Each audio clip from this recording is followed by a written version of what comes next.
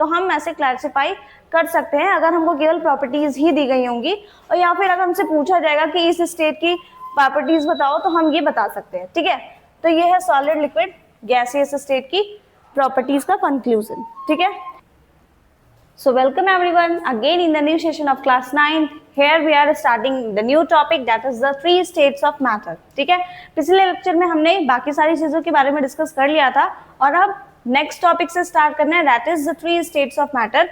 यहाँ से हम कंटिन्यू करते। थ्री स्टेट्स ऑफ मैटर का क्लासिफिकेशन ऑलरेडी हो चुका था और वो हमने क्लासिफाई किया था in three parts, solid, liquid and gases state. ठीक है, तो यहाँ पे हम उन्हीं तीनों स्टेट्स के बारे में स्टडी करने वाले हैं और यहाँ पे हम वो जानेंगे कि किस तरीके से इनके पार्टिकल्स, जो एक सॉलिड स्टेट का मैटर होता है, उसके मॉलिक्यूल्स कैसे अरेंज होते हैं। ठीक है, तो वो सारी चीजें हम यहाँ पे डिस्कस करने वाले हैं। तो स्टार्ट करते हैं with the new topic, that is the solid. ठीक है, तो थ्री स्टेट्स ऑफ मैटर में हमारे थ्री स्टेट्स क्या थे, that is solid, liquid and gas. ठीक है, तो पहला हमारा टॉपिक आता है that is the solid. Solid के बारे में हमें क्या पढ़ना है कि particles very closely packed. Solid substance देखा है, सॉलिड सब्सटेंस आपने आसपास बहुत सारी चीजें अपनी बुक्स, कॉपीज, वो सारे सॉलिड हैं। ठीक है, तो सॉलिड के जो मॉलिक्यूल्स होते हैं, ठीक है, जो मॉलिक्यूल्स मिल करके पूरे सॉलिड स्ट्रक्चर को बना रहे हैं, वो बहुत ही ज्यादा क्लोजली अटैच्ड होते हैं, बहुत ही क्लोजली पैक्ड होते हैं। ठीक है, force of attraction very strong. अब देखो क्यों ये क्लोजली अट्रैक्ट होते हैं, क्योंकि इनके बीच फोर्स ऑफ अट्रैक्शन लग रहा होता है, जिसकी वजह से ये क्लोजली आपस में पैक्ड होते हैं। ठीक है, तो फोर्स ऑफ अट्रैक्शन अगर हाई होगा तो उसकी वजह से जो मॉलिक्यूल्स होंगे वो बहुत ही क्लोजली पैक्ड हो जाएंगे, जिसकी वजह से इन दोनों मॉलिक्यूल्स का मूवमेंट कम हो जाता है ना। होता है कि मॉलिक्यूल्स, हमने पढ़ा था कि मॉलिक्यूल्स कंटिन्यूअसली मूवमेंट में होते हैं, मोशन करते हैं। ठीक है, तो जब ये closely high force of attraction है, ठीक है, तो उसकी वजह से ये क्लोजली अटैच्ड हो गए। जब क्लोजली अटैच्ड हो गए तो उसकी वजह से क्या है, इनका फ्री मोशन, जो रैंडम मोशन था, वो अब नहीं हो पाएगा या फिर बहुत ही माइन्यूट हो जाएगा। ठीक है, तो इनमें क्या हो गया, जो हमारा सॉलिड पार्टिकल है वो बहुत ही ज्यादा क्लोजली पैक्ड है और फोर्स ऑफ अट्रैक्शन की वजह से। क्यों क्लोजली पैक्ड है, फोर्स ऑफ अट्रैक्शन की वजह से। देखो क्लोजली पैक्ड, पहली बात। दूसरी बात, high force of attraction and low kinetic energy. Low kinetic energy क्यों हो जाती है, क्योंकि फोर्स ऑफ अट्रैक्शन ज्यादा हो जाता है। काइनेटिक एनर्जी अगर हाई होती है, ठीक है, काइनेटिक एनर्जी अगर हाई है तो मोशन होगा, मोशन पॉसिबल है। लेकिन अगर काइनेटिक एनर्जी लो है तो मोशन भी लो होता है। ठीक है, तो जब यहाँ पे काइनेटिक एनर्जी हाई है तो मोशन होगा, और काइनेटिक एनर्जी अगर कम है तो मोशन भी कम होगा। ठीक है, तो यहाँ पे हमने बोल रखा है कि सॉलिड के जो मॉलिक्यूल्स होते हैं, उन मॉलिक्यूल्स की जो काइनेटिक एनर्जी है वो बहुत ही ज्यादा लो है। इट मीन्स उनका मोशन भी कम होगा। ठीक है, तो डिफिनिट शेप, डिफिनिट वॉल्यूम, जो सॉलिड स्ट्रक्चर होता है उसकी ये प्रॉपर्टी है, उसके मॉलिक्यूल्स की ये प्रॉपर्टी है। ठीक है, क्लोजली पैक्ड होते हैं, हाई फोर्स ऑफ अट्रैक्शन की वजह से वो क्लोजली पैक्ड होते हैं, और हाई फोर्स ऑफ अट्रैक्शन की वजह से उनकी काइनेटिक एनर्जी कम हो जाती है, जिसकी वजह से उनका मोशन जो है, जो रैंडम मोशन होता है मॉलिक्यूल्स में, वो कम हो जाता है। ठीक है, और एक डिफिनिट शेप वो कंबाइन करके इतना ज्यादा वो क्लोजली अटैच होते हैं, जिसकी वजह से उनका शेप जो है वो डिफिनिट हो जाता है और उनके वॉल्यूम्स भी डिफिनिट हो जाते हैं। ठीक है, और डेंसिटी हाई रहती है, can not diffuse, easily diffuse नहीं होते हैं, इनकम्प्रेसिबल होते हैं, हार्ड एंड रिजिड सब्सटेंस बन जाते हैं। हार्ड बोल सकते हैं या फिर रिजिड। ठीक है, तो ये प्रॉपर्टी होती है एक सॉलिड में प्रेजेंट मॉलिक्यूल्स की। ठीक है, नेक्स्ट अपना क्या आता है, जैसे कोई भी सॉलिड सब्सटेंस, एग्जांपल बहुत सारे हो सकते हैं, जो बुक्स है, जो कॉपीज हैं, वो सारे क्या अपने सॉलिड ही तो हैं। ठीक है, दूसरी बात आती है लिक्विड की। लिक्विड के बारे में हमको क्या पढ़ना है, लिक्विड की प्रॉपर्टीज है, particles less closely packed as compare to solid. Solid और लिक्विड में अगर यहाँ पे हम कंपेयर करें तो जैसे सॉलिड के पार्टिकल्स ऐसे एकदम क्लोजली अटैच्ड रहते थे, लिक्विड के पार्टिकल्स ऐसा अरेंजमेंट शो नहीं करते हैं। ठीक है, ये लेस क्लोजली अटैच्ड होते हैं, मतलब थोड़े थोड़े से पास में रहेंगे। ठीक है, इस तरीके से लिक्विड के पार्टिकल्स अटैच होते हैं। Force of attraction less strong होता है, एज कंपेयर टू सॉलिड, जो लिक्विड के मॉलिक्यूल्स के बीच जो फोर्स ऑफ अट्रैक्शन एक्ट करता है वो थोड़ा सा लेस होता है, ठीक है। तो यहाँ पे जो फोर्स ऑफ अट्रैक्शन है वो लेस है, इसी वजह से ये क्लोजली पैक्ड नहीं है, ठीक है। यहाँ पे अगर फोर्स ज्यादा होता तो वो वेरी क्लोजली पैक्ड होते, फोर्स कम है जिसकी वजह से मॉलिक्यूल्स थोड़े थोड़े से दूरी पे हैं, ठीक है, इसीलिए क्लोजली ज्यादा पैक्ड नहीं है। और जब फोर्स ऑफ अट्रैक्शन लेस है, थोड़ा सा लेस है, तो उसकी वजह से काइनेटिक एनर्जी थोड़ा ज्यादा होगी। ऑब्वियसली जो फोर्स ऑफ अट्रैक्शन होता है, अगर हमें याद करना है, तो जो फोर्स ऑफ अट्रैक्शन है, ठीक है, वो इनडायरेक्टली प्रोपोर्शनल होता है काइनेटिक एनर्जी के।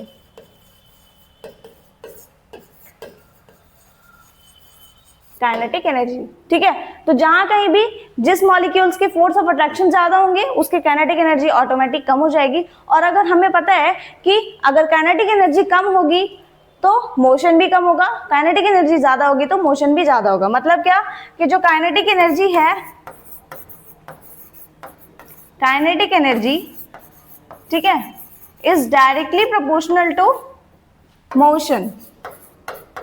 काइनेटिक एनर्जी मोशन के डायरेक्टली प्रोपोर्शनल होती है, ठीक है। काइनेटिक एनर्जी मोशन के डायरेक्टली प्रोपोर्शनल होती है और फोर्स ऑफ अट्रैक्शन के इनवर्सली प्रोपोर्शनल होती है। अगर फोर्स ऑफ अट्रैक्शन ज्यादा तो काइनेटिक एनर्जी कम और मोशन भी कम, फोर्स ऑफ अट्रैक्शन कम तो काइनेटिक एनर्जी ज्यादा और मोशन भी ज्यादा होता है, ठीक है। और अगर फोर्स ऑफ अट्रैक्शन ज्यादा होगा तो पार्टिकल्स की क्लोजनेस बढ़ जाती है, फोर्स ऑफ अट्रैक्शन कम होता है तो पार्टिकल लूजली अटैच्ड होते हैं, ठीक है। तो force of attraction is directly proportional to closeness of particles. Closeness of particles, ठीक है, directly proportional to closeness of particles. अगर फोर्स ऑफ अट्रैक्शन ज्यादा होगा तो पार्टिकल्स क्लोज होंगे, फोर्स ऑफ अट्रैक्शन कम होगा तो पार्टिकल्स लेस क्लोज होंगे, ठीक है। तो यहाँ पे जो काइनेटिक एनर्जी है वो एज कंपेयर टू सॉलिड थोड़ी सी ज्यादा होती है। इसका मतलब यहाँ पे मोशन होगा, पार्टिकल्स के बीच मोशन होगा, रैंडम मोशन जो होता है वो होगा। और जिसकी वजह से अगर मोशन होने लगेगा, जब पार्टिकल्स एक फिक्स स्टेबल होंगे ही नहीं, तो वो सब्सटेंस जो लिक्विड सब्सटेंस बना होगा उन मॉलिक्यूल से वो भी स्टेबलाइज नहीं होगा, जिसकी वजह से उसकी डेंसिटी कम हो जाएगी, उसका शेप भी फिक्स नहीं होगा। बट वॉल्यूम हम फिक्स कह सकते हैं क्योंकि मॉलिक्यूल्स यहाँ पे फिक्स्ड होते हैं, ठीक है। तो नंबर ऑफ मॉलिक्यूल सेम है तो यहाँ पे वॉल्यूम तो सेम हो गया लेकिन शेप फिक्स नहीं हुआ क्योंकि उसमें मोशन होने लगा। पार्टिकल्स अगर एक जगह पे रहेंगे तो वो चीज एक जगह पे सॉलिड सब्सटेंस या जो भी उस चीज से मॉलिक्यूल से मिलकर के सब्सटेंस बनेगा वो स्टेबल रहेगा। लेकिन जब मॉलिक्यूल ही मोशन शो करेंगे तो वो जो हमारा मैटर होगा वो भी मोशन में शो करेगा, ठीक है। तो जिसकी वजह से जो मोशन हो रहा है यहाँ पे काइनेटिक एनर्जी ज्यादा होने की वजह से जो मोशन हो रहा है, उस मोशन की वजह से इसका जो शेप है वो फिक्स नहीं है, ठीक है। वॉल्यूम जो है वो फिक्स होता है क्योंकि नंबर ऑफ मॉलिक्यूल्स वो फिक्स्ड रहते हैं, नंबर ऑफ मॉलिक्यूल्स फिक्स्ड होते हैं जिसकी वजह से वॉल्यूम फिक्स है। बट शेप फिक्स नहीं है क्योंकि इसमें मोशन हो रहा है, ठीक है। जितना ज्यादा मोशन होगा ना उतना ही अनडिफिनिट शेप होगा, ठीक है। तो यहाँ पे डेंसिटी भी कम हो जाती है, ठीक। डेंसिटी कैसे कम हो गई? वॉल्यूम अगर ज्यादा होगा तो डेंसिटी कम हो जाती है। कैसे? देखो, डेंसिटी का फॉर्मूला होता है density is equals to mass upon में वॉल्यूम। वॉल्यूम और डेंसिटी आपस में इनवर्सली प्रोपोर्शनल होते हैं। तो जब भी वॉल्यूम ज्यादा होगा डेंसिटी कम, डेंसिटी ज्यादा होगी तो वॉल्यूम कम। और यहाँ पे हमने क्या देखा? डेंसिटी लो, जब डेंसिटी ही लो है और वॉल्यूम ज्यादा, वॉल्यूम डिफिनिट है, ठीक है, तो उससे क्या हो जाता है? डेंसिटी हमारी इफेक्टेड होती है, इनवर्सली प्रोपोर्शनल है। डेंसिटी अगर फिक्स्ड है, डिफाइंड है, वेल है, तो डेंसिटी वॉल्यूम अगर फिक्स्ड है, डिफाइंड है, तो डेंसिटी लो हो जाएगी और कैन डिफ्यूज मतलब फ्लो करने की टेंडेंसी आने लगती है, ठीक है। तो जो हमारे लिक्विड्स होते हैं वो इसी वजह से फ्लो कर पाते, बह पाते, ठीक है। फिर ऑलमोस्ट इनकम्प्रेसिबल होते हैं ये, ठीक है, और इनकम्प्रेसिबल सेम प्रॉपर्टी, ठीक है। तो ये प्रॉपर्टी हमारे कौन से मॉलिक्यूल? लिक्विड मॉलिक्यूल्स, ठीक है। लिक्विड मॉलिक्यूल्स के जो हमारे प्रॉपर्टीज रखते हैं वो ये है, ठीक है। लिक्विड मॉलिक्यूल्स की ये प्रॉपर्टी, और ये कुछ इंपॉर्टेंट बातें जिससे हम रिलेट करके ऑटोमेटिक कैरेक्टरिस्टिक को डिफाइन कर सकते हैं कि अगर फोर्स ज्यादा होगा तो क्लोजनेस ज्यादा होगी, फोर्स ज्यादा होगा तो काइनेटिक एनर्जी कम होगी, काइनेटिक एनर्जी अगर कम है तो मोशन कम होगा, और मोशन कम होगा तो शेप डिफाइंड होगा। ठीक है, तो इस तरीके से हम रिलेट कर पाए, इसलिए इन बातों को याद कर सकते हैं। ठीक है, नेक्स्ट क्या है, नेक्स्ट हमारे 3 स्टेट्स ऑफ मैटर में से जो नेक्स्ट स्टेट है that is the gaseous state. और गैसियस स्टेट में हमें क्या पढ़ना है, देखो गैसियस स्टेट में क्या है कि जो पार्टिकल्स होते हैं गैसियस स्टेट के वो फार होते हैं, मतलब फोर्स ऑफ अट्रैक्शन यहाँ पे बहुत ही ज्यादा लो है। अभी ये सॉलिड का है,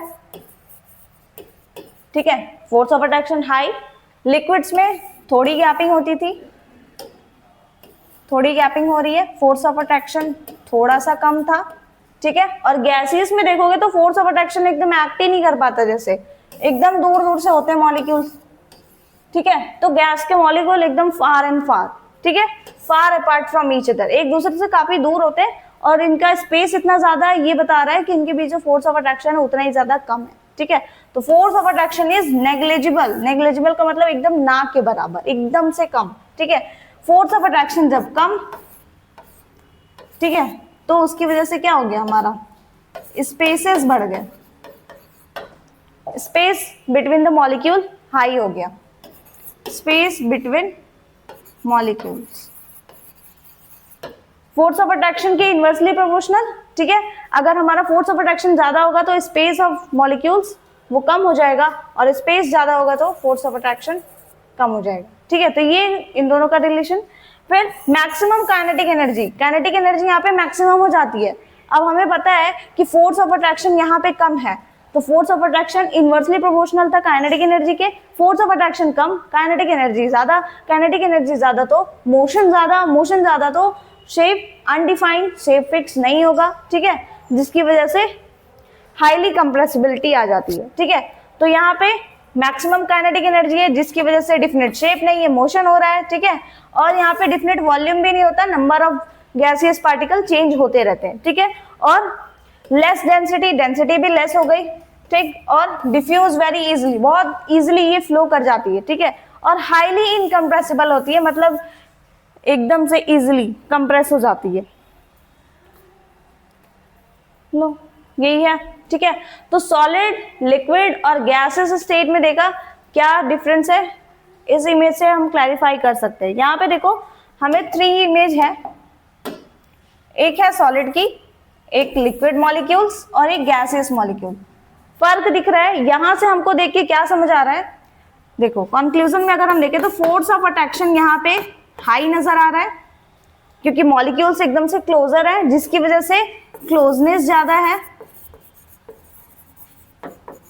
ठीक है, फोर्स ऑफ अट्रैक्शन ज्यादा है, क्लोजनेस ज्यादा है, जिसकी वजह से काइनेटिक एनर्जी कम, काइनेटिक एनर्जी कम तो मोशन भी कम, जो रैंडम मोशन होता है वो कम हो गया है मॉलिक्यूल्स के बीच। ठीक है, ये कंक्लूजन हमने इस इमेज से बताया।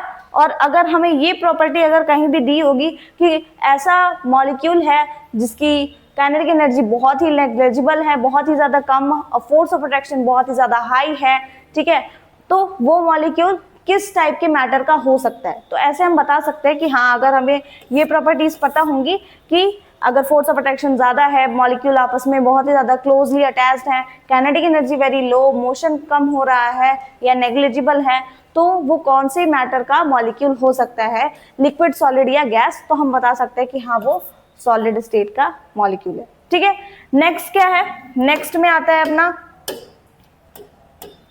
ठीक है, नेक्स्ट है लिक्विड। लिक्विड में हमें क्या देखना है कि यहाँ पे हमको नजर आ रहा है कि जो फोर्स ऑफ अट्रैक्शन है वो थोड़ा सा लेस है।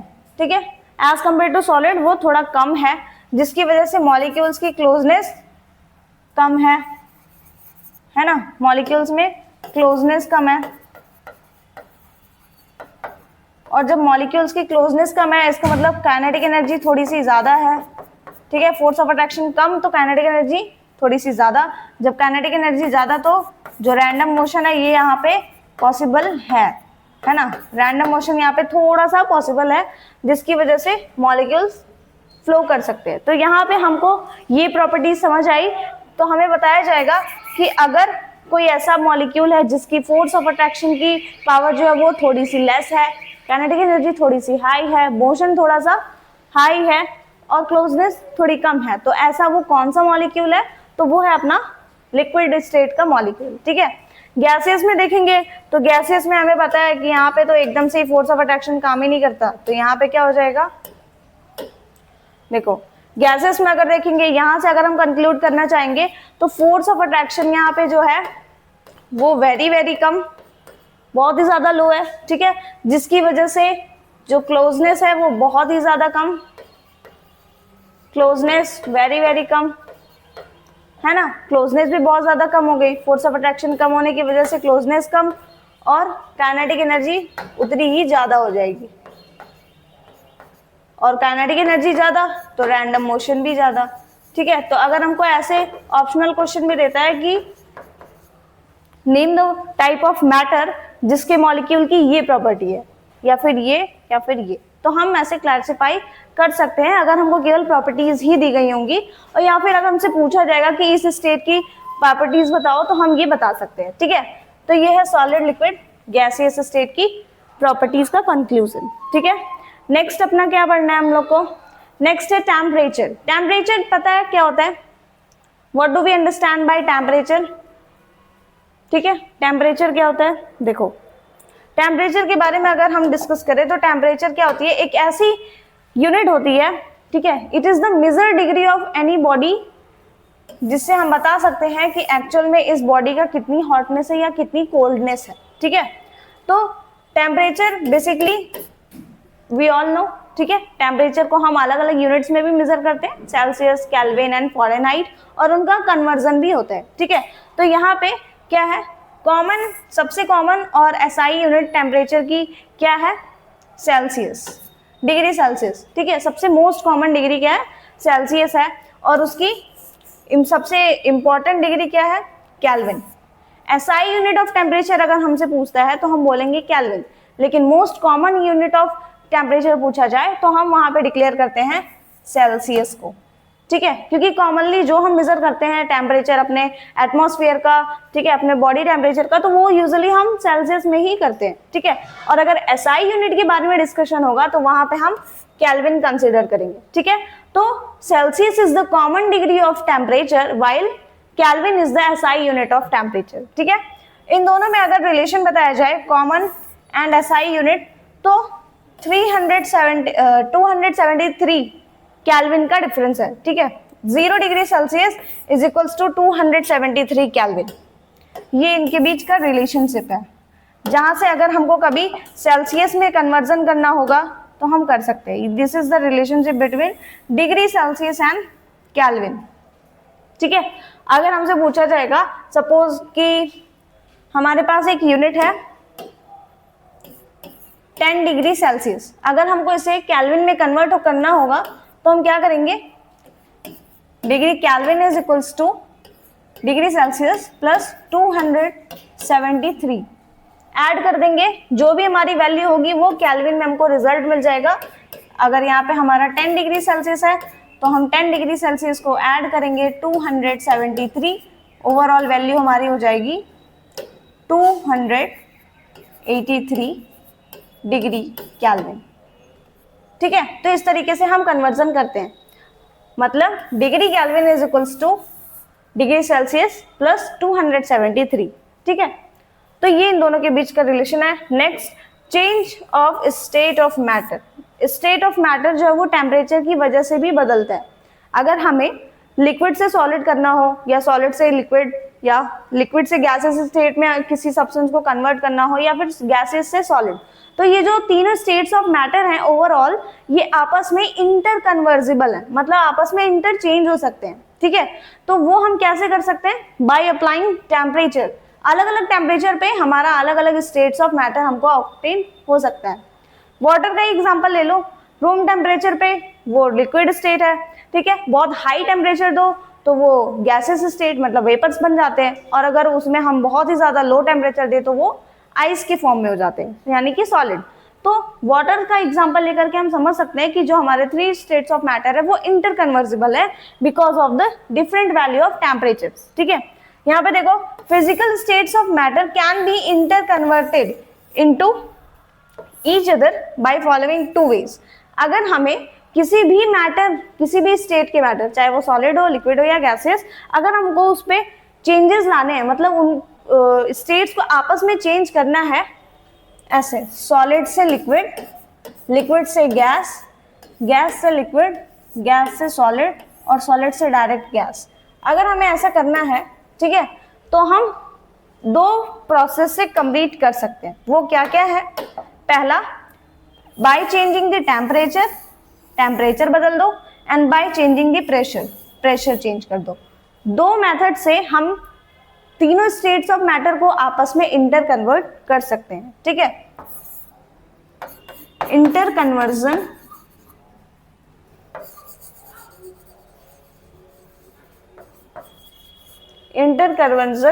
Of three states of matter, matter के तीनों स्टेट्स को आपस में इंटर कन्वर्ट कर सकते हैं by applying the two things, first temperature और दूसरा प्रेशर। प्रेशर को चेंज कर दो, टेम्परेचर को चेंज कर दो, हमारा स्टेट ऑफ मैटर चेंज हो जाएगा, ठीक है। नेक्स्ट है इफेक्ट ऑफ चेंजिंग टेम्परेचर। अगर हम किसी टेम्परेचर को चेंज करते हैं तो उससे हमें कैसे इफेक्ट नजर आता है, वो यहाँ पे है, ठीक है। तो पहला अपना है कि इफेक्ट ऑफ चेंजिंग टेम्परेचर, अगर हम टेम्परेचर बदलते हैं तो कैसे हमारा इंटर कन्वर्जन होता है, ये अभी मैंने बताया है आइस का और वाटर का एग्जांपल लेकर के, ठीक है। तो यहाँ पे देखो क्या है, सॉलिड टू लिक्विड। अगर हमें सॉलिड टू लिक्विड करना है तो हम कैसे करेंगे? टेम्परेचर बदल के। सॉलिड एग्जाम्पल ले लो आइस, ठीक है, और आइस से हमको वापस से वाटर चाहिए होगा, तो हम कैसे करेंगे? टेम्परेचर बदल दो, है ना। टेम्परेचर अगर हम बदल देते हैं तो आइस जो कि सॉलिड स्टेट का है वो कन्वर्ट हो जाता है लिक्विड यानी कि वाटर में, ठीक है। तो कैसे? On increasing the temperature of solid, यानी कि आइस का टेम्परेचर जब हम बढ़ाने लगते हैं, आइस कब बनता है? जब हम टेम्परेचर बहुत ज्यादा कम करते हैं। टेम्परेचर अगर हम बढ़ाने लगे तो फिर क्या होगा? Kinetic energy of the particles, जो इस आइस के यानी कि जो इस सॉलिड पार्टिकल्स के जो मॉलिक्यूल्स हैं, ठीक है, उनकी जो काइनेटिक एनर्जी है वो बढ़ जाती है। मतलब क्या कि टेम्परेचर के डायरेक्टली प्रोपोर्शनल है काइनेटिक एनर्जी, ठीक है। Kinetic energy is directly proportional to temperature, temperature के डायरेक्टली प्रोपोर्शनल है। जैसे ही हम टेम्परेचर को बढ़ाएंगे, काइनेटिक एनर्जी जो पार्टिकल्स की होगी वो बढ़ जाएगी, जिसकी वजह से क्या होगा? मोशन होगा,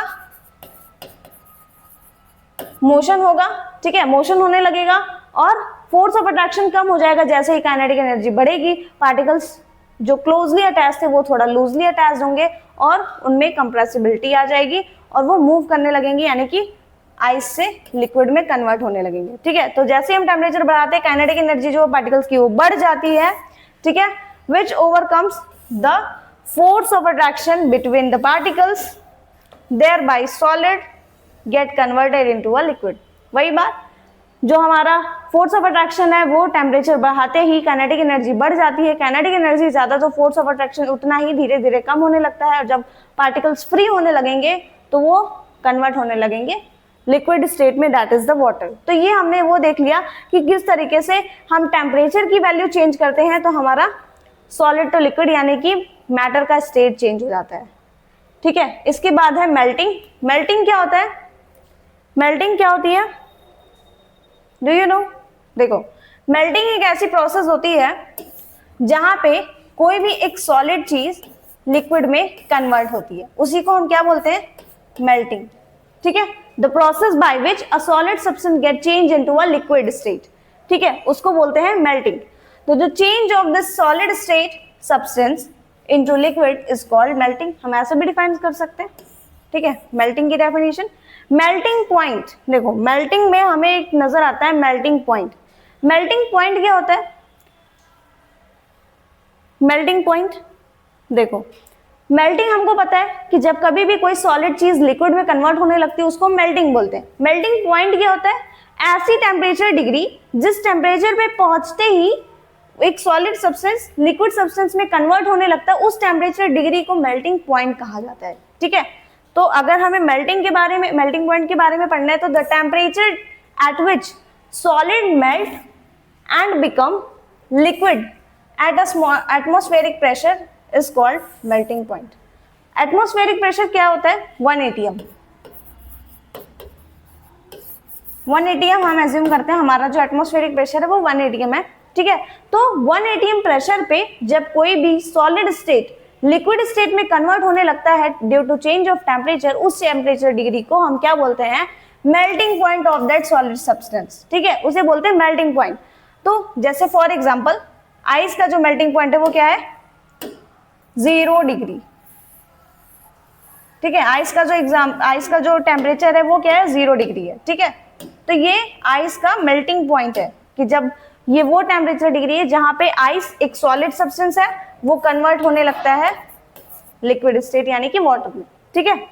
तो liquid to gas, name the process, एक ऐसी प्रोसेस जिसमें लिक्विड से कोई चीज गैसेस स्टेट में जा रही है उसको क्या बोलते हैं? देखो, जब कोई भी सब्सटेंस लिक्विड से गैसेस स्टेट में जा रहा है, मतलब वाटर से वाटर वेपर में जा रहा है, तो उसको क्या बोलते हैं? या तो इवेपोरेशन बोलते हैं या तो वेपोराइजेशन बोलते हैं। वेपोराइजेशन, ठीक है। ये 2 वर्ड बोलते हैं जब भी कोई चीज लिक्विड से गैसेस स्टेट में कन्वर्ट होती है, तो या तो हम इवेपोरेशन बोलते हैं या तो उसको वेपोराइजेशन बोलते हैं। अब जब ये डिस्कस होगा ना तो मैं इन दोनों में डिफरेंस बताऊंगी, बहुत माइन्यूट सा डिफरेंस है बिटवीन इवेपोरेशन एंड वेपोराइजेशन, ठीक है। तो ये क्या है? ऑन हीटिंग अ लिक्विड, जैसे वाटर, जब मैंने वाटर को हीट किया तो उसकी काइनेटिक एनर्जी क्या होगी? टेम्परेचर पाते ही काइनेटिक एनर्जी बढ़ने लगी, काइनेटिक एनर्जी इंक्रीज होने लगी, जिसकी वजह से वो गैसेस स्टेट में लिक्विड कन्वर्ट होने लगा, ठीक है। लिक्विड चेंज हो गया गैसेस स्टेट में। तो ये प्रोसेस है जिसको हम क्या बोलते हैं? इवेपोरेशन या फिर वेपोराइजेशन, ठीक है। वो अभी मैं डिफरेंशिएशन बताऊंगी कि किस स्टेट में हम वेपोराइजेशन बोलेंगे और कौन सी स्टेज में इवेपोरेशन बोलेंगे, ठीक है। दूसरा पॉइंट है बॉइलिंग। बॉइलिंग क्या होता है? बॉइलिंग क्या होता है? The change of liquid substance into gaseous state is called boiling. Melting और बॉइलिंग में फर्क होता है। देखो, मेल्टिंग पॉइंट किसका होता है? कौन से स्टेट का? सॉलिड का। मेल्टिंग पॉइंट कभी भी किसी गैस का नहीं होगा, कभी भी किसी लिक्विड का नहीं होगा। मेल्टिंग पॉइंट हमेशा डिफाइन होता है सॉलिड्स के लिए, ठीक है, और बॉइलिंग पॉइंट हमेशा डिफाइन होता है किसी भी लिक्विड के लिए, ठीक है।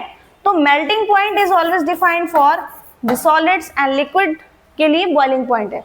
लिक्विड में बॉइलिंग पॉइंट होता है। बॉइलिंग पॉइंट का मतलब क्या होता है कि वो टेम्परेचर डिग्री जहां पे एक लिक्विड गैसियस स्टेट में कन्वर्ट हो रहा है उसे बोला जाता है बॉइलिंग पॉइंट, ठीक है। और मेल्टिंग पॉइंट क्या था कि वो टेम्परेचर डिग्री जहां पे एक सॉलिड लिक्विड में कन्वर्ट हो रहा है उसको कहा जाता है मेल्टिंग पॉइंट, ठीक है। तो ये डिफरेंस होता है बॉइलिंग और मेल्टिंग पॉइंट में। फिर बॉइलिंग पॉइंट यहाँ पे आ गया हमारा टॉपिक, ठीक है। तो बॉइलिंग पॉइंट में क्या डिस्कस करना है? The temperature degree at which liquid boils and change rapidly into the gases at the atmospheric pressure is called boiling point. और वाटर का यहाँ पे बॉइलिंग पॉइंट हमको मेंशन किया है, that is 100 degree Celsius. 100 degree Celsius वो temperature होता है वाटर के लिए जब एक वाटर लिक्विड से गैसियस स्टेट में कन्वर्ट होने लगता है, ठीक है। तो वो टेम्परेचर डिग्री जहां पे एक लिक्विड गैसेस में कन्वर्ट हो रहा है उसको बोलते हैं बॉइलिंग पॉइंट। वाटर का है 100 degree Celsius. Gas to liquid, gas to liquid मतलब क्या हो रहा है कि जो वेपर्स है वो रीबैक हो रहा है लिक्विड स्टेट में। मतलब क्या, जो वाटर का वेपर है वो कन्वर्ट हो रहा है वापस से वाटर में, ठीक है। तो उस प्रोसेस को क्या बोलते हैं? बोलते हैं कंडेंसेशन। कंडेंसेशन, उसको बोलते हैं कंडेंसेशन। जब कोई भी एक लिक्विड फॉर्म हो रहा है गैसियस स्टेट से, ठीक है। तो on cooling the gaseous steam, ठीक है, किसी भी गैस जैसे कि स्टीम यानी कि वाटर वेपर, इसको जब हम कूल डाउन करते हैं, मतलब इसकी काइनेटिक एनर्जी को जब कम किया जाता है तो क्या होता है? वो टेम्परेचर कम करते हैं, काइनेटिक एनर्जी कम होती है, वो धीरे धीरे कन्वर्ट होने लगती है लिक्विड स्टेट में, ठीक है। तो इस प्रोसेस को ही हम क्या बोलते हैं? कंडेंसेशन। इसी प्रोसेस को कंडेंसेशन कहा जाता है, ठीक है। ये रहा कंडेंसेशन।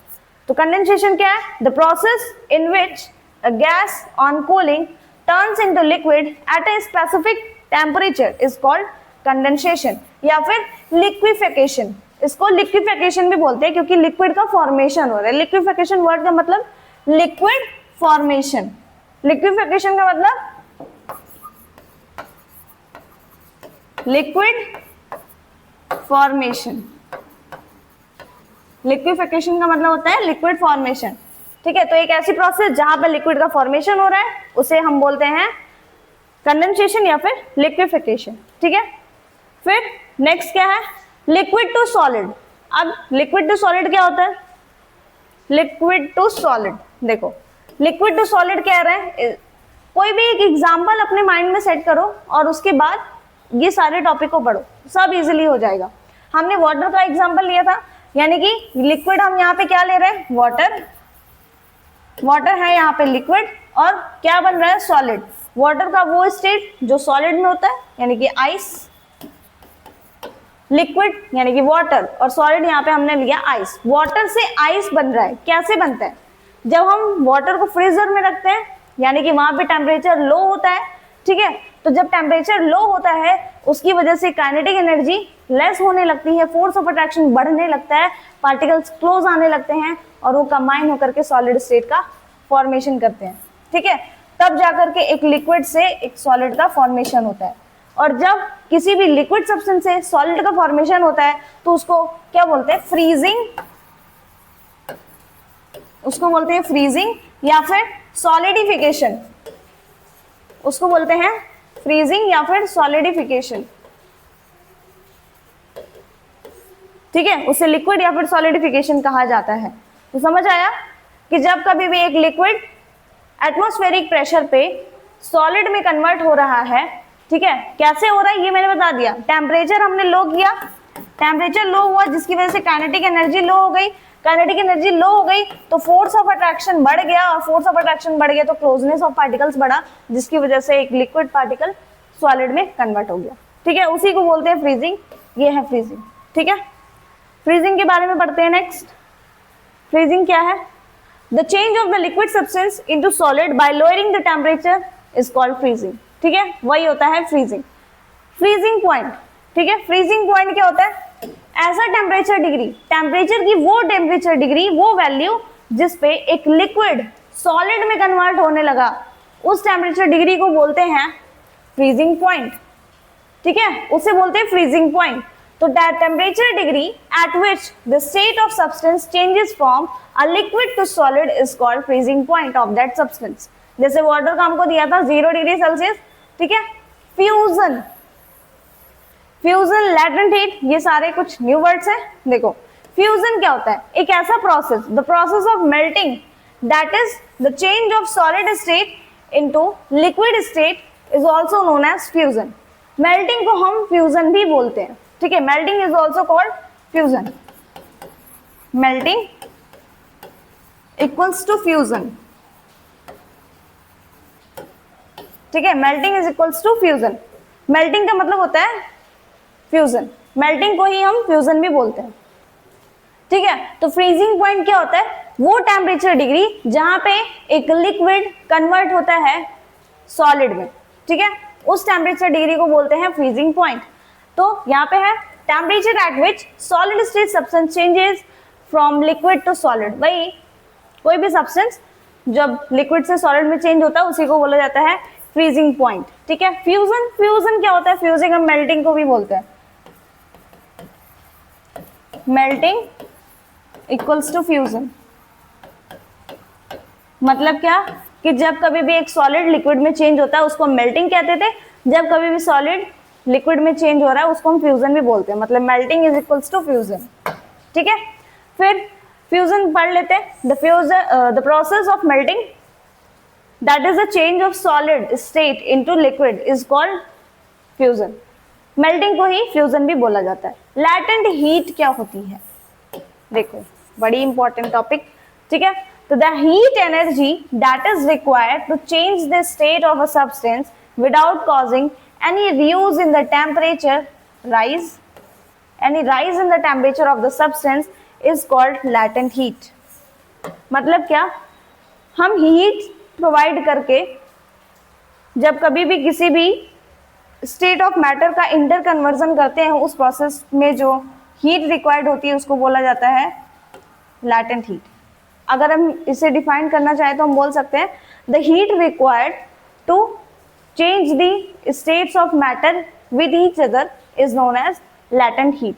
ठीक है, लैटेंट हीट को हम बोल सकते हैं कि वो हीट ने द हीट मतलब वो है हीट एनर्जी जिसका यूज करके हम मैटर के स्टेट्स को आपस में इंटर कन्वर्ट करना चाहते हैं, उस हीट को वैल्यू को बोलते हैं latent heat. The heat energy वो हीट एनर्जी जिसका यूज करके हम सॉलिड से लिक्विड, लिक्विड से गैस, लिक्विड से सॉलिड, ठीक है, मतलब तीनों स्टेट्स ऑफ मैटर को आपस में इंटरचेंज करते हैं, उस प्रोसेस में जो हीट लगती है उसको बोलते हैं लैटेंट हीट।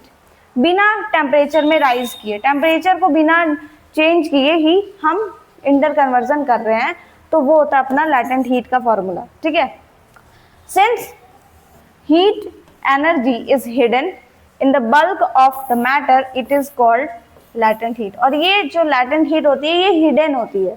ठीक है, it is hidden energy, also called hidden energy, hidden energy of the particle.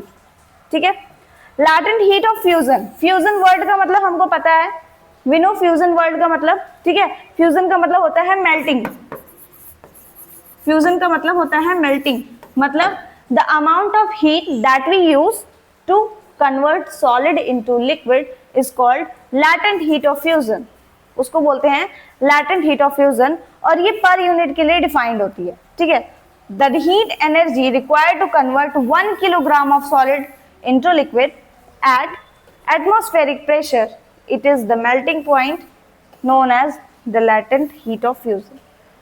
1 kilo solid को हमने लिक्विड में कन्वर्ट किया by using heat energy that is called latent heat of fusion. ठीक है, इसको बोलते हैं latent heat of fusion. Next, latent heat of vaporisation. Vaporisation word का मतलब हमको पता है क्या, जब भी कोई लिक्विड गैसियस में कन्वर्ट होता है, तो यहाँ पे क्या कि व्हेन 1 किलोग्राम या 1 kilo litre liquid substance changes into a gaseous state by using heat energy at atmospheric pressure is called latent heat of vaporisation. मतलब latent heat is defined for 1 unit, 1 kilo unit या 1 unit कह सकते हैं। 1 kilogram liquid लिया हमने, उसको gases state में change किया by using heat energy without changing any temperature and at a constant atmospheric temperature, atmospheric pressure, that is called the latent heat of vaporisation. The heat energy required to convert 1 kilogram of liquid into gas, 1 kilogram liquid को हमने gas में convert किया है, उसे बोलते हैं latent heat of vaporisation. तब जब एटमॉस्फेरिक प्रेशर हो और सब्सटेंस बॉयल करके चेंज हो रहा हो। ठीक है, अच्छा, वेपोराइजेशन और इवेपोरेशन में मैं डिफरेंस यही बता देती हूँ। इवेपोरेशन में भी यही होता है लिक्विड टू गैसेस स्टेट, और वेपोराइजेशन में भी यही होता है लिक्विड टू गैसेस स्टेट। फर्क ये होता है कि ये बॉइलिंग पॉइंट पे पहुंचे बिना ही हो जाता है, और ये बॉइलिंग हो करके कन्वर्जन होता है। मतलब जब कोई लिक्विड बिना बॉयल हुए ही गैसेस स्टेट में जा रहा है तो वो इवेपोरेशन, और जब कोई सब्सटेंस बॉयल होने के बाद गैसेस स्टेट में चेंज हो रहा है तो वो होता है वेपोराइजेशन। ठीक है, यहाँ पे बॉइलिंग पॉइंट से याद आ गया मेरे को। ठीक है, तो जब भी कोई लिक्विड बॉयल होकर के गैसेस स्टेट में जा रहा है तो वो वेपोराइजेशन, बिना बॉयल हुए लिक्विड चेंज हो रहा है गैसेस में तो वो इवेपोरेशन होता है। ठीक है, तो इवेपोरेशन और वेपोराइजेशन में ये डिफरेंस है।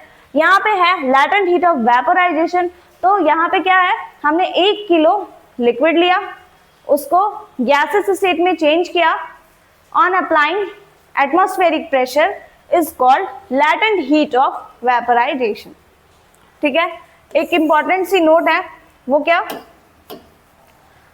Water vapour eight 373 Kelvin have more energy than water at the same temperature because the particle in the steam have absorbed extra energy in the form of latent heat of vaporization.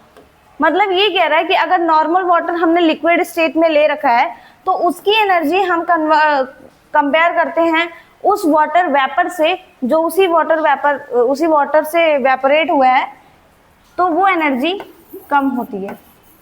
Energy of water less than energy of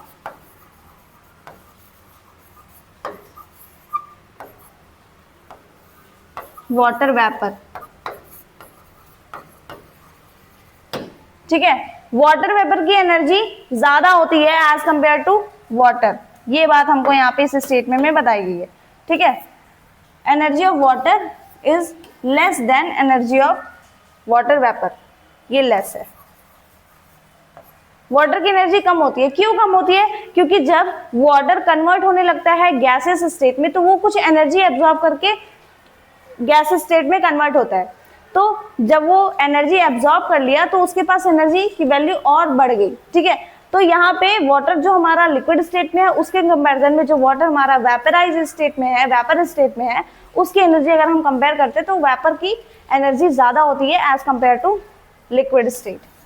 ठीक है, sublimation, sublimation क्या होता है? Sublimation एक change होता है जहां पे सॉलिड चेंज होता है गैसियस स्टेट में। देखो सब्लिमेशन, सब्लिमेशन क्या होता है? The change of state of substance directly solid to gas is called sublimation. Solid से कोई चीज गैस में बदल रही है या फिर गैस से डायरेक्टली कोई चीज सॉलिड में बदल रही है, उसको हम बोलते हैं सब्लिमेशन। यहाँ पे हमको दोनों टर्म्स दिए हैं, सॉलिड टू गैस और गैस टू सॉलिड, दोनों ही प्रोसेस को हम सब्लिमेशन बोलते हैं। तो हम इसको इन शॉर्ट ऐसे लिख सकते हैं, ये है सॉलिड और ये है गैस। ठीक है, ऐसे ये होता है सब्लिमेशन।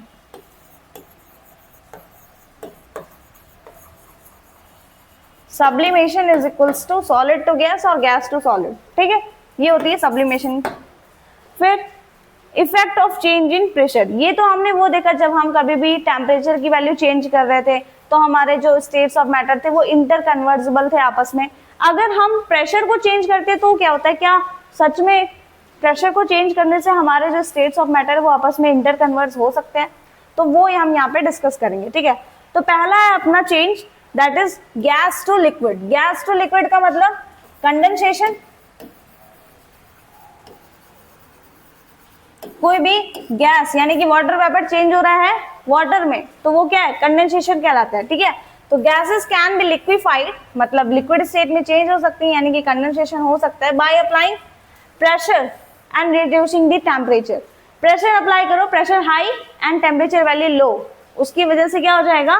कंडेंसेशन होने लगेगा। मतलब क्या?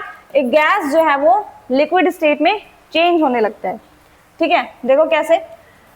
When a high pressure is applied to a gas, किसी भी गैस यानी कि वाटर वेपर को जब हम हाई प्रेशर अप्लाई करते हैं तो वो कंप्रेस्ड हो जाती है और कंप्रेस्ड होने के बाद वो लिक्विड स्टेट में कन्वर्ट हो जाती है।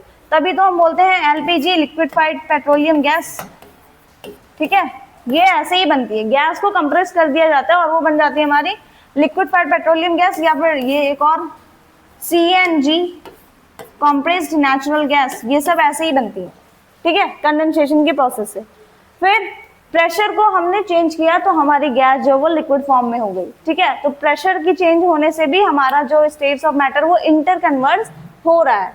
सॉलिड CO2, सॉलिड CO2 हम किसको बोलते हैं? आइस को। ठीक है, सॉलिड CO2 वर्ड का मतलब होता है ice, dry ice. Solid CO2 is also called dry ice.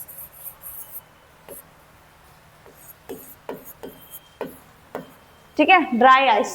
Dry ice get converted directly to gaseous state, decrease of the pressure to 1 atmosphere without coming into liquid state. मतलब solid से directly gaseous state में जा रहा है, तो इस process को हम क्या बोलते हैं? सब्लिमेशन बोलते हैं। सब्लिमेशन।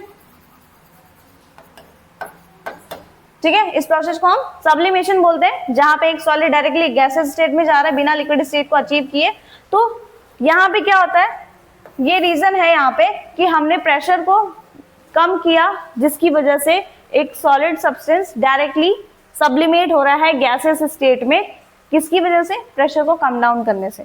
ठीक है, तो this is also known as dry ice. हाँ, ड्राई आइस जो अभी मैंने बताया। इवेपोरेशन, इवेपोरेशन देखो यहाँ पे हमने डिस्कस कर लिया था। इवेपोरेशन क्या होता है देखते हैं। इवेपोरेशन क्या है? The process of conversion of a solid, the process of conversion of a substance from the liquid state to gases state. Liquid state से गैसेस स्टेट पे हम जब कन्वर्जन करते हैं एट एनी टेम्परेचर, किसी भी टेम्परेचर पे, बिलो इट्स बॉइलिंग पॉइंट, बिना बॉइलिंग पॉइंट में पहुंचे जब कोई लिक्विड सब्सटेंस गैसेस स्टेट में चेंज होता है तो इवेपोरेशन, और बॉइलिंग पॉइंट पहुंचने के बाद जब कोई लिक्विड सब्सटेंस गैसेस स्टेट पे पहुंच रहा है तो वो वेपोराइजेशन। ठीक है, तो below it's boiling point, boiling point से पहले ही जब कोई सब्सटेंस लिक्विड से गैसेस स्टेट को अचीव कर लेता है तो वो अपना हो जाता है इवेपोरेशन। ठीक है, उसको बोलते हैं evaporation.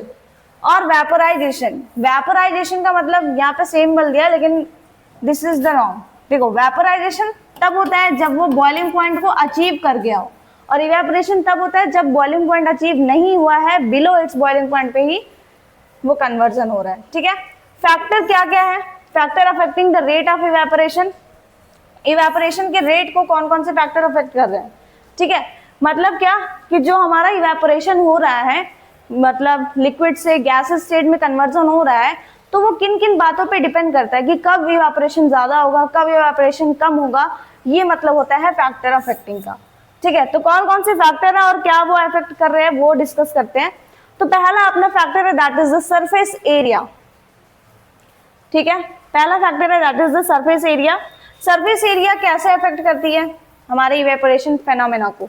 The rate of evaporation increase on increasing the surface area of a liquid. मतलब एक लिक्विड मैंने इतने एरिया में रखा और वो इवेपोरेशन हम रेट चेक कर रहे हैं, और एक लिक्विड मतलब कितने टाइम में ये इवेपोरेशन हो रहा है, और एक लिक्विड हमने इतने बड़े एरिया में, उतना ही liquid, same amount of liquid यहाँ पे है, मतलब 1 लीटर लिक्विड यहाँ पे भी है और 1 लीटर लिक्विड यहाँ पे भी है, same amount, same thing, same liquid, लेकिन सरफेस एरिया बढ़ने की वजह से जो रेट ऑफ इवेपोरेशन है वो बढ़ जाएगा। कैसे? कम एरिया है, धीरे धीरे एक एक जगह से इवेपोरेशन होगा, ये होगा यहाँ, लेकिन यहाँ पे एरिया ज्यादा है, हर जगह से इवेपोरेशन होगा, यहाँ, तो एक बार में 1 मिनट में यहाँ से बहुत ज्यादा अमाउंट ऑफ वाटर इवेपोरेट होगा और यहाँ से कम इवेपोरेशन होगा, इसीलिए यहाँ का जो रेट है वो कम होगा, और सरफेस एरिया जहाँ ज्यादा वहाँ पे रेट ऑफ इवेपोरेशन भी ज्यादा। ठीक है, तो रेट ऑफ इवेपोरेशन डिपेंड करता है सरफेस एरिया पे। ठीक है, सरफेस एरिया पे रेट ऑफ इवेपोरेशन डिपेंड कर रहा है। सेकेंड है अपना टेम्परेचर, टेम्परेचर पे भी डिपेंडेंस है इवेपोरेशन का। टेम्परेचर जितना ज्यादा होगा इवेपोरेशन उतना ही ज्यादा होगा। Evaporation rate is increases on increase in the temperature, मतलब इवेपोरेशन का जो रेट है, evaporation is directly proportional to surface area, surface area is directly proportional to temperature। ठीक है, और फिर ह्यूमिडिटी, ह्यूमिडिटी क्या होता है? हमारे एयर में कितना मॉइस्चर प्रेजेंट है उसको बोलते हैं ह्यूमिडिटी। तो अगर हम ह्यूमिडिटी को कम करते हैं तो हमारा इवेपोरेशन का रेट ज्यादा होता है। कैसे? एयर में पहले से ही मॉइस्चर ज्यादा रहेगा तो जो पानी इवेपोरेट हो रहा है वो एयर में प्रेजेंट ही नहीं हो पाएगा, वेपर बनेगा, वो वापस से वो लिक्विड हो जाएगा, है ना। इवेपोरेशन कैसे होता है? जब हमारे एयर में मॉइस्चर कमी होती है तो ये पानी अगर हमारे एरिया में है तो वो पानी जो है वो इवेपोरेट होकर के हमारे एयर के मॉलिक्यूल के साथ कंबाइन कर जाता है और फिर एयर में चला जाता है, स्काई में जाता है, फिर बाद में रेनफॉल होता है। लेकिन एयर में पहले से ही ह्यूमिडिटी रहेगी तो ये जो पानी इवेपोरेट हो रहा है वो एयर के मॉलिक्यूल के साथ कंबाइन कैसे कर पाएगा? कॉम्बिनेशन ही नहीं होगा, इवेपोरेशन ही नहीं होगा।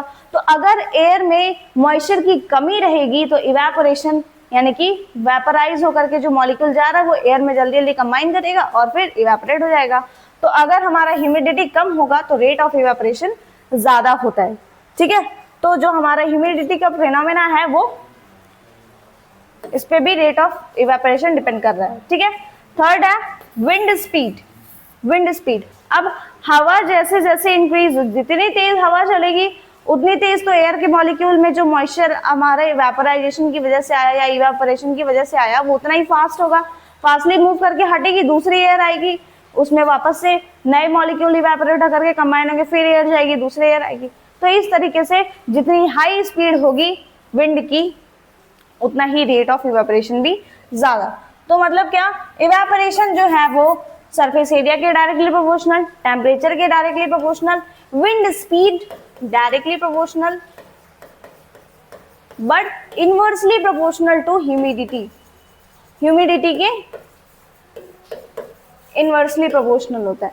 ठीक है, तो इसको याद कर लो, याद हो जाएगा कि इवेपोरेशन का जो रेट है वो किससे अफेक्टेड होता है और कैसे, डायरेक्टली या इनवर्सली। अगर इनवर्सली होगा तो अगर ह्यूमिडिटी बढ़ गई तो रेट ऑफ इवेपोरेशन कम, और अगर डायरेक्टली प्रोपोर्शनल है तो इसका मतलब कि अगर एक वैल्यू बढ़ रही है, टेम्परेचर बढ़ा है तो इवेपोरेशन भी ज्यादा, इवेपोरेशन ज्यादा है तो मतलब सरफेस एरिया ज्यादा होगा या तो विंड स्पीड ज्यादा होगी, तो ऐसे। ठीक है, तो ये था रेट ऑफ वेपोराइजेशन को कौन कौन इफेक्ट कर रहा है। फिर है इवेपोरेशन कॉजेस कूलिंग, इवेपोरेशन की वजह से कूलिंग भी होती है। इवेपोरेशन की वजह से कूलिंग कैसे होती है ये समझते हैं। देखो, during the process of evaporation the particles of liquid absorb energy, जब इवेपोरेशन हो रहा है, जो वेपोराइज होकर के पार्टिकल्स जा रहे हैं वो एनर्जी एब्जॉर्ब कर रहे हैं, यानी कि लैटेंट हीट ऑफ वेपोराइजेशन, ठीक है, from the surrounding to get converted into gases state. This absorption of energy from the surrounding make the surrounding cold. ठीक है, तो बाहर की एक्स्ट्रा एनर्जी जो होती है हीट के फॉर्म में, उसको एयर के जो वेपर्स के जो मॉलिक्यूल्स होते हैं वो आपस में एब्जॉर्ब कर लेते हैं। तो बाहर की जो एक्स्ट्रा हीट है उसको जब मॉलिक्यूल्स ने एब्जॉर्ब कर लिया तो बाहर की जो हीटनेस है वो धीरे धीरे कूल डाउन होने लगती है और ओवरऑल हमारा जो सराउंडिंग एरिया होता है वो कोल्ड हो जाता है। फॉर एग्जाम्पल, इसको एक एग्जाम्पल से समझते हैं। ठीक है, example, the perspiration or sweating in the body keep the body temperature constant and by taking away the extra heat from the body as the latent heat of vaporization। देखो यहाँ पे क्या है, वही कि किस तरीके से सराउंडिंग का एरिया कूल डाउन हो जाता है रेट ऑफ वेपोराइजेशन की वजह से। तो वो हमने अपने बॉडी के अकॉर्डिंग लिया है कि जितनी ज्यादा स्वेटिंग हो रही है हमारे बॉडी से उतना ही ज्यादा क्या हो रहा है, वो स्वेटिंग एक्स्ट्रा हीट को एब्जॉर्ब कर रही है। ठीक है, हमारी बॉडी एक्स्ट्रा हीट को एब्जॉर्ब कर रही है, स्वेटिंग के फॉर्म में रिलीज आउट कर रही है, जिसकी वजह से क्या हो रहा है, जो हीट है वो एब्जॉर्ब हो गई और रिलीज आउट हो रही है स्वेटिंग के फॉर्म में। ओवरऑल हमारी बॉडी धीरे धीरे टेम्परेचर जब वो कूल डाउन होने लगता है नॉर्मल टेम्परेचर। ठीक है, जब कभी किसी को हाई फीवर होता है तो ऐसा फील होता है वहां पे। ठीक है, some important physical quantities and their SI units. ठीक है, ये है वो टॉपिक जो है हमारे चैप्टर का सबसे इंपॉर्टेंट। ठीक है, यहाँ पे क्या है, हमें कुछ एसआई यूनिट्स के बारे में यहाँ पे डिस्कशन करना है। ठीक है, एसआई यूनिट्स और कुछ फिजिकल क्वांटिटीज। देखो, टेम्परेचर, ये हमारी क्वांटिटी है टेम्परेचर।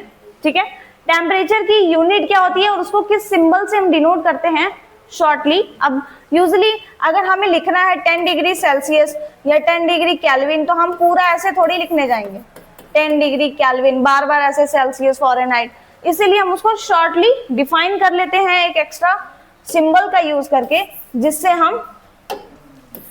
हम किसी भी फॉर्मूले को लिखना चाहें तो वो शॉर्ट में हम नोट डाउन कर सकते हैं। तो टेम्परेचर हमारा पहला क्वांटिटी है जिसकी यूनिट होती है केल्विन। केल्विन का हमने ये के वर्ड लिया और यहां से बन गया के, कैपिटल के। ठीक है, इट इज कैपिटल, ये कैपिटल है। ऑलवेज कभी भी स्मॉल के मत लिख देना, ऑलवेज यूज कैपिटल फॉन्ट। ठीक है, ठीक, तो ये है टेम्परेचर की यूनिट। फिर उसके बाद लेंथ। लेंथ यूजुअली हम मेजरमेंट के लिए यूज करते हैं ना, तो इसकी यूनिट है मीटर और इसका स्मॉल एम हो गया हमारा सिंबल। ठीक है, फिर है मास। मास किसी भी वेट को मेजर करते हैं, मास और वेट दोनों में थोड़ा डिफरेंस होता है। मास क्या होता है कि वो फिक्स्ड होता है, जबकि वेट जो होता है वो वेरिएबल होता है, ठीक है। तो मास की यूनिट है यहाँ पे किलोग्राम, और यहाँ से किलोग्राम का किलो, और ये ग्राम, यहाँ से मिल गया हमारा केजी, ठीक है। वेट होता है न्यूटन, वेट की ऐसा यूनिट है न्यूटन, और न्यूटन का कैपिटल एन हो गया हमारा न्यूटन, ये है कैपिटल, ठीक है। इसके बाद है वॉल्यूम। वॉल्यूम कैसे होते हैं, मीटर क्यूब, क्यूबिक मीटर भी बोलते हैं, ठीक है। तो मीटर का क्यूब, मीटर की पावर 3, ये हो गया हमारा volume. Density mass upon volume, ठीक है, ये होता है किलोग्राम पर क्यूबिक मीटर, ठीक है। तो यहां से हो गया किलोग्राम का केजी, और क्यूबिक मीटर से पर क्यूबिक मीटर, या तो हम ऐसे स्लैश लगा के कर सकते हैं या फिर पावर -3 में कर सकते हैं, ठीक है। फिर है प्रेशर। प्रेशर की यूनिट होती है पास्कल, और पास्कल का कैपिटल PA, पास्कल हो गया, ठीक है। ये है P कैपिटल, और उसका नेक्स्ट फॉन्ट हमारा स्मॉल लेटर में। तो इस तरीके से ये 7 फंडामेंटल यूनिट्स होती है जिसका हम यूज करके बाकी सारी यूनिट्स को डेराइव करते हैं। इन यूनिट्स को हम क्या बोलते हैं, बेसिकली इन यूनिट्स को कहा जाता है फंडामेंटल यूनिट्स, ठीक है, फंडामेंटल यूनिट्स। और इन्हीं 7 यूनिट्स का यूज करके जितनी भी यूनिट्स हैं उनको डेराइव किया जाता है, और उसको बोलते हैं डेराइव्ड यूनिट, ठीक है। तो ये हमारी 7 फंडामेंटल यूनिट्स है जो इस चैप्टर में दी थी, और ये टेबल बहुत ही ज्यादा इंपॉर्टेंट है, इसको याद भी कर लेना, ठीक है, with symbol. So with this हमारा ये चैप्टर होता है finish. Thank you for watching this lecture, and अगर कोई डाउट है you can ask in your comment section. Thank you very much.